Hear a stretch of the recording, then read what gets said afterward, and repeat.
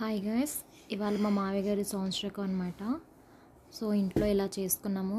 అయిపోయిన తర్వాత మా బావగారు, మా అక్క, మేము, మా హస్బెండ్ గారు, మా పిల్లలతో కలిపి వికలాంగుల హాస్టల్కి అయితే వెళ్ళాము. సో మనం డైలీ ఎప్పుడు ఏమీ చేయకపోయినా ఇలాంటి టైంలో బర్త్డేస్ కానీ సంథింగ్ ఇలాంటి టైంలో మనం సాయం మనకు చేయదగినంత సాయం వాళ్ళకి చేస్తే చాలా హ్యాపీగా ఉంటుందండి. చూడండి, ఇక్కడ పిల్లలు ఉన్నారు కదా, ఇవైతే పిక్స్ తీసాం. ఫస్ట్ పిల్లలకి మేమైతే 2 కమలాస్, 2 బనానాస్ అండ్ 2 బిస్కెట్ ప్యాకెట్స్ అయితే పంచిపెట్టామండి. సో మేము అనుకోకుండా చేసుకున్నాం, ఇది ఇలా ఇవ్వాలని అనుకున్నాం, సడన్గా తీసుకొని ఇచ్చామన్నమాట. మాకైతే చాలా హ్యాపీగా అనిపించింది.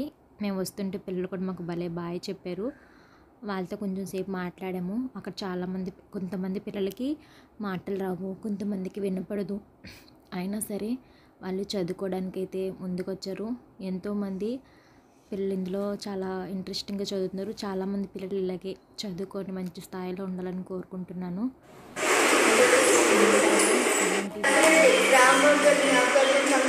ఏదైనా ఒక సెలబ్రేట్ వస్తుంది, ఆ టైంలో మీరు ఇలా హెల్ప్ చేయండి. మీకు చేయదగినంత సాయమే చేయండి, ఎక్కువ చేయవసరం లేదు. మీరు ఎంత చేయగలుగుతారో అంత చేయండి.